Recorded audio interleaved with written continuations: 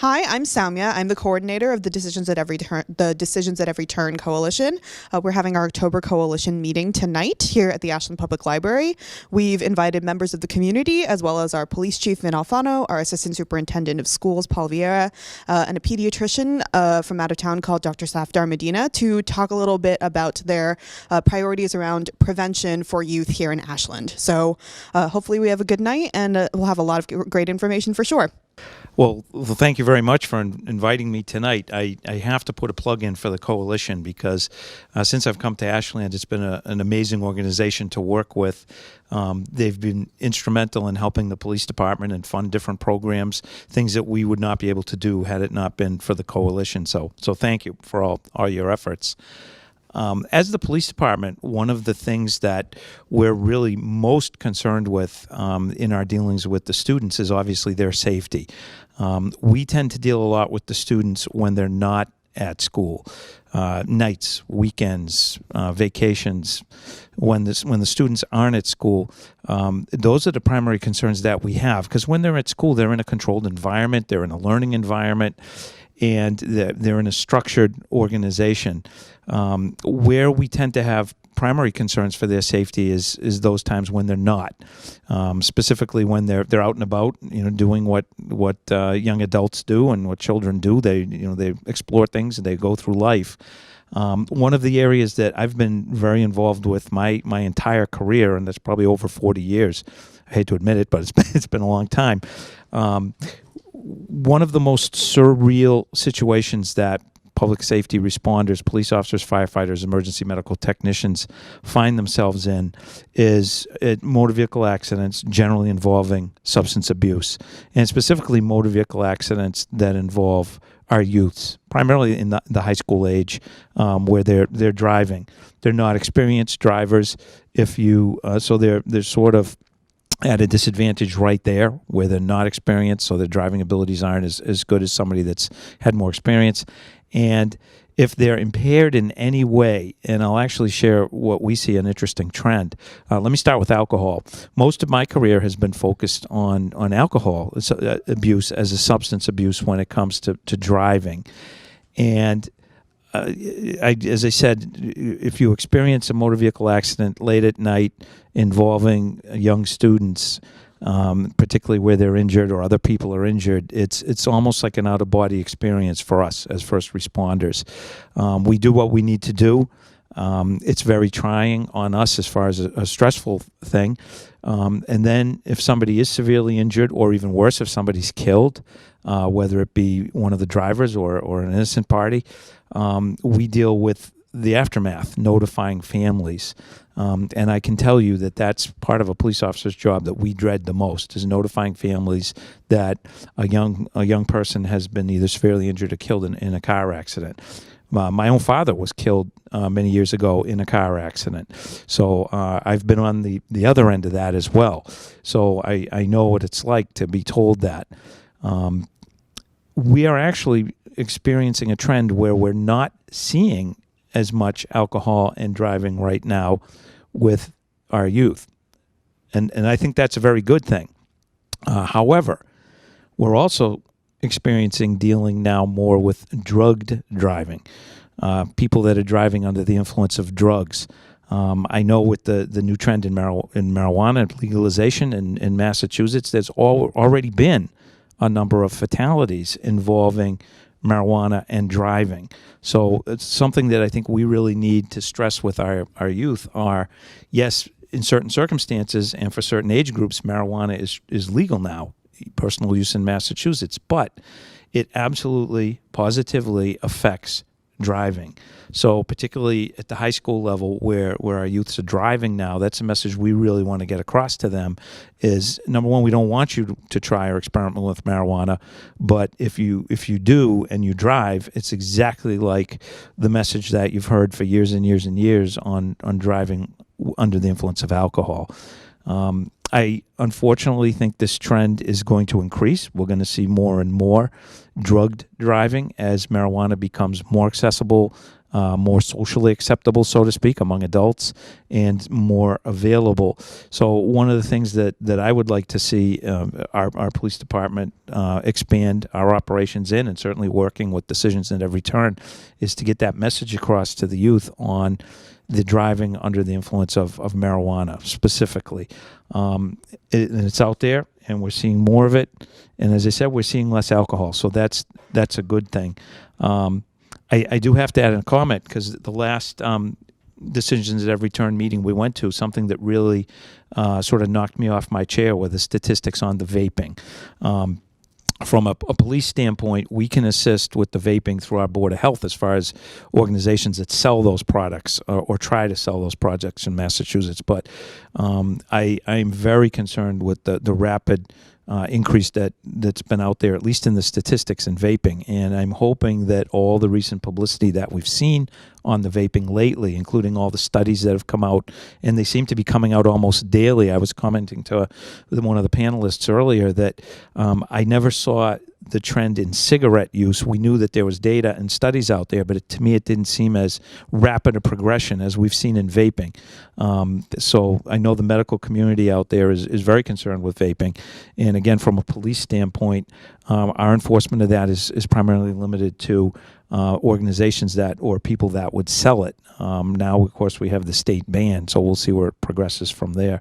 But as a police officer, I'm very concerned about the vaping end of things as well. Thank you. All right, thank you. I'd like to echo what the chief said about decisions. Thank you so much for your support. I know Samia did some data, and we see that downward trend in alcohol and substance abuse. Unfortunately, that spike in vaping, but part of the reason we've had that downward trend is through the work of the coalition and that constant repeated messaging in schools and their partnership with us. So thank you for that. So, you know, I've talked to Amy a lot about this. Education is key, and that starting early is so important. We tell parents, how do you get your kid to read? Read, and read some more. How do you prevent? You got to communicate and talk to your kids about this. That constant repeated messaging is so important. Happy that about 3 years ago, we increased our wellness program from just 6 through 12 to grades 3 to the Mendez. We still don't have a comprehensive health program at the Warren, but really happy to have one at the Mendez school. We also this year added a wellness teacher at the high school. So slowly we're adding that messaging and trying to get more kids inside health and wellness classes to have that messaging sent to them. I agree with the chief. It is, you know, you're seeing that spike. It is very scary. You know, we were in Florida with a bunch of kids from Give Kids the World a couple weeks ago. We were asking them about vaping, and they're saying that they are seeing a decline in vaping, at least in schools and amongst friends. You know, part of it I think is because of all the new media that's out there. Some of the concerns I have is, how do you deal with the media? And unfortunately, I think I have more questions than answers. It seems like the media glamorizes alcohol, tobacco, drugs, vaping. You see the videos, you see the athletes doing it. You know, baseball's in their playoffs right now, and what are they doing for celebrating? They're celebrating with champagne. So how do you deal with that constant pro-messaging to kids and glamorizing while we're saying all the negative impacts, but they're getting all the glamorized? How do you deal with kids who believe they're invincible and that teenage adolescent brain that says, it's not going to happen to me, it's not going to happen to me, I'm invincible? So those are some of the big concerns I have in looking at this. You know, again, we looked at the data. It's great to see the decline in marijuana use and tobacco use, and also in alcohol use. But there's that spike now in vaping, and it does make sense. As tobacco was down, vaping probably is going up. Let's see what else I have here. One of the things we did about 3 years ago, and I have a meeting with the professor from Merrimack College, is we shifted a little bit of our curriculum in health and wellness to go to more standards-based. And what we're trying to do is, instead of just having multiple topics on don't drink, don't smoke, don't vape. We're trying to teach kids about making good, healthy choices. So what they can do is we repeat that constant message of making healthy choices, and we do that in grade 3 around multiple topics, in grade 4 around multiple topics, grade 5 multiple topics. Hopefully when they get to a point in their life when they have to face a decision about making a good choice, they're going to remember not the car crash that we talk about, and not the pictures of mouse deformed because of smoking or chewing tobacco, but they're going to remember the importance of making good choices. So with that, and hopefully a lot of communication, a lot of education, we can hopefully again start seeing that decline with vaping as we've seen with alcohol, tobacco, and substance use.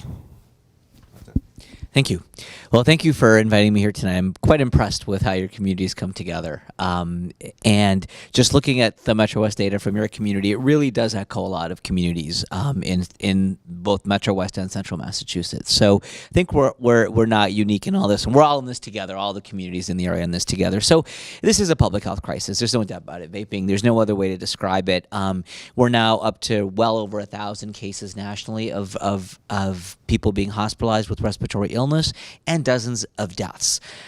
Some of them were nicotine-only vapors, some of them were THC-only vapors, and some were doing a combination. So we still don't have a good answer, but obviously this rate is quite alarming.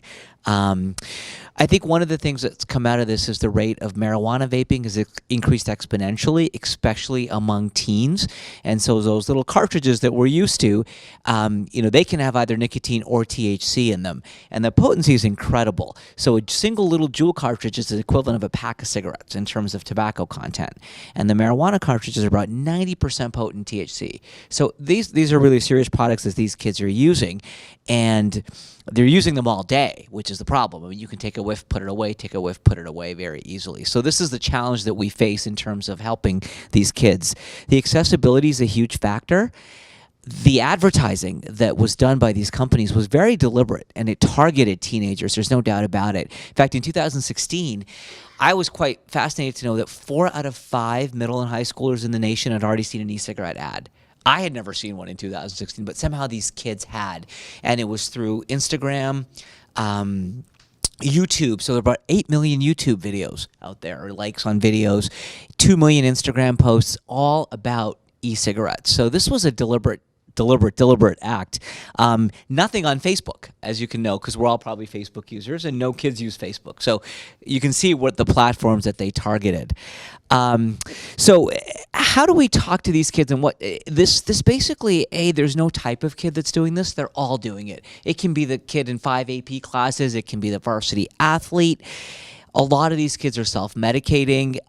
They need mental health treatment. They may not have gotten it adequately. They may not have the coping skills that they have to deal with stress. But as you've already heard, the adolescent brain is so vulnerable to addiction that experimentation in adolescence is not safe. And I echo that, very, very much so, that it's very easy for them to get addicted. In fact, nicotine, it only takes a few weeks to develop a lifetime addiction to nicotine, especially with these high potency products that they're using. As far as marijuana goes, 20% of kids will get addicted to marijuana by starting as teenagers. So the number is still fairly high enough for us to worry. There's a common perception that marijuana is not addictive out there, which is unfortunately quite false, especially when it comes to kids. So what happens to kids when they start? I'm going to talk about some cases and go over some basic things that I've seen in the office. I mean, when I was asked to present cases, there's so many. I wish I didn't have that many to choose from. But one of the cases that really struck me was someone as young as 14 who's coping with stress, cannot cope with a very, very difficult family situation at home, doesn't have a sense of belonging at school, the child that's often the quiet child that can often get overlooked. And he found one friend, and that friend offered him a jewel. Very, very simple way of getting it. He got it in his school bathroom, which is a very common place where these kids are getting it. Of course, he liked the way he felt. It was nicotine initially that progressed to THC. And, the more he did it, he felt a sense of belonging to this friend, which he had never felt before in his life. But also he started to quell all that anxiety and depression that he felt. So, of course, what happens over time with THC especially is your anxiety and depression get worse. And it's only then when his parents picked up on the fact that, wow, there's more to this than's going on, that he's just not trying to cope with life stress or being a freshman in high school. And, it got to the point where it was a jewel pod a day, vaping THC on the weekends. And he actually eventually got into marijuana edibles. And just a quick thing about edibles that's really dangerous is they have a long half-life and are very potent. So what happens with a very attractive candy bar that has marijuana in it is a child will take a bite of it, or a teenager will take a bite of it, but then after that bite, there's no high, because it's got to clear your GI system and get into your blood, into your brain, versus a direct inhalation through your lungs. And so they keep taking it because they want to get that high. So they keep taking it until that first bite finally gives them the high. But by then they may have finished most of the candy bar, and they have a lot of THC in their system that can cause symptoms for days. And I have actually seen, and in this patient this happened, was a psychotic episode from a single candy bar. So these things are very serious, but it's often that child that is desperate to self-medicate, that isn't fitting in, that will use these substances. Another case comes to mind about the idea of nicotine addiction. This is pretty serious because it is very easy to get addicted to nicotine, and nicotine withdrawal is awful. And I remember a 19-year-old who needed to quit. He was very ready to quit. He realized that this jewel pod was awful. Like, he realized that if I keep using this, I am going to damage my lungs. I might get cancer. Like, he had already processed that information. He was a college student. However, the problem was he could not quit. It was really impossible. So when we see these kids, using in school, it's because they can't quit. It's not because they're deliberately doing it for any specific reason. They actually can't quit. So he tried cold turkey, and unbelievable, miserable few days for him. Headaches, mood changes, heightened anxiety, yelling and screaming. In fact, when his mom called and talked to me, you could hear him screaming in the background, almost like he was going to get violent, just because this was horrible nicotine withdrawal. And it took a lot of calming down and days and days and days of trying to support him to get through the withdrawal, trying to congratulate him this was the right decision. And he was old enough to try a nicotine patch or try gum because he was 19. Unfortunately, for those younger patients, there's no FDA-approved modality either to treat nicotine addiction, unlike in adults. So it is very, very tricky to treat it when it occurs in a younger person. One other final case that illustrates how difficult this is for parents, and really what parents have to do. So this kid came in not too long ago, high school senior, varsity athlete, sort of that kid I was describing earlier that you wouldn't suspect, AP student, college is, his college of dreams is probably within his reach. He came in, and we use a screen in our office. The substance abuse screening is pretty common. Schools are doing it. We do it in our office. We use a tool called the Craft 2.0N. And the reason we use that, it's an updated tool that was only updated a couple years ago, but it specifically asks about nicotine, using electronic cigarettes, and it asks about marijuana in its various forms. Prior substance use screens did not ask. They would ask about smoking marijuana and smoking cigarettes, and kids would answer no if they were vaping these products or eating them, because that wasn't in their mind, that question. So it asks you the number of days per year.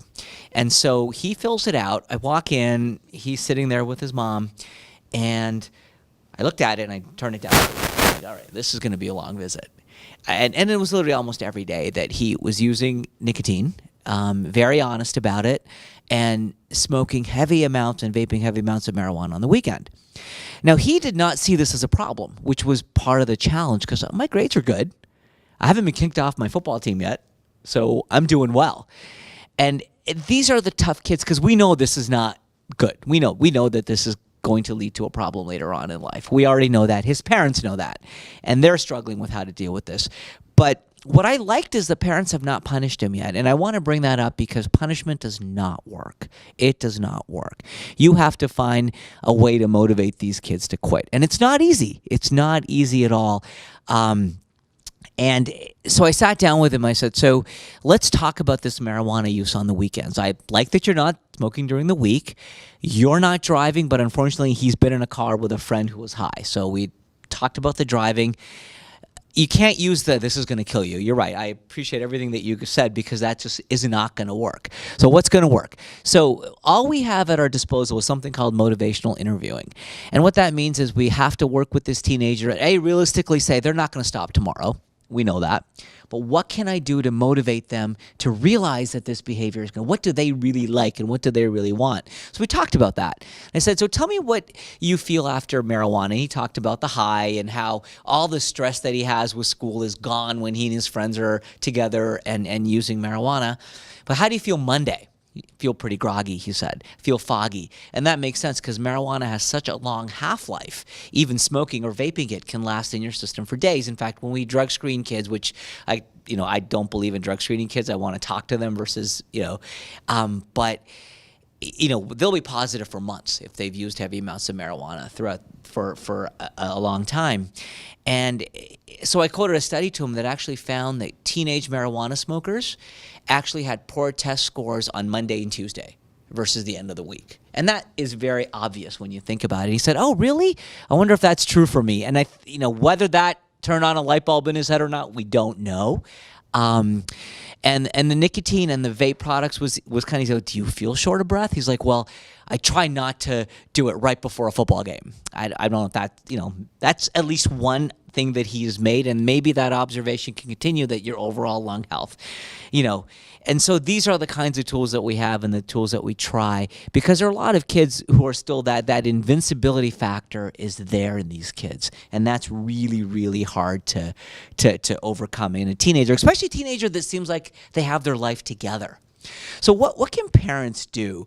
Going back to my first case, seek mental health treatment as soon as possible. No child wants to seek mental health treatment, but that is the key. There's a lot of mental health treatment out there. It's really, really important to treat this before it goes to substance use, because we know it does. We know that mental health and substance use are tied together.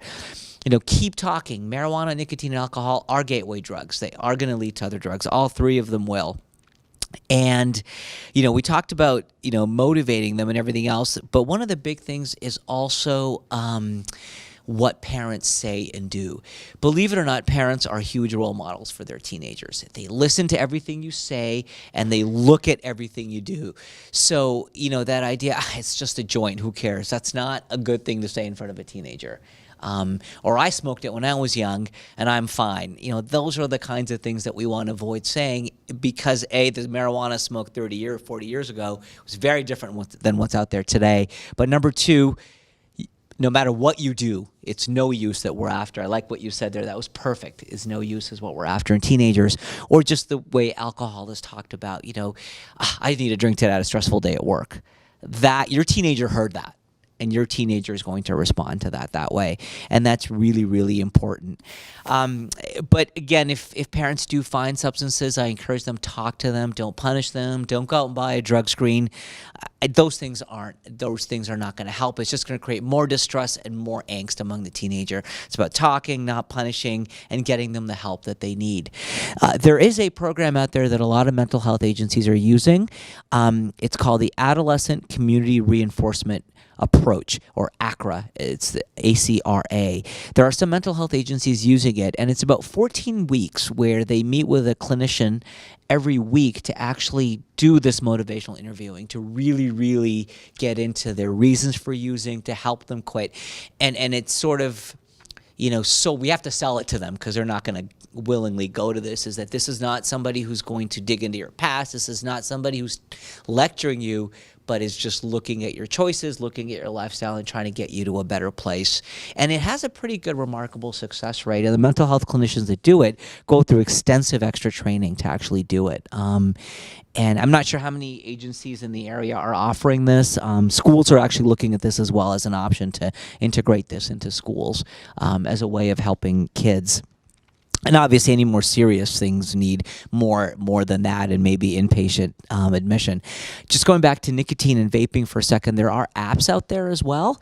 There's one that's really good called My Life, My Quit, and it's really good. It actually works to motivate teenagers to quit. It's actually, I think, if you go to the Department of Public Health website, a lot of these apps are listed on there that are approved for use in teenagers, and that just brings them to their own level with their cell phone every day, getting some motivating tips to quit using nicotine. They can press it if they feel the urge to use, and then something will come up as a motivator for them not to. So these are some good tools that we have for our kids, because as I said, for teenagers, there's not much that's FDA approved right now to treat nicotine addiction with.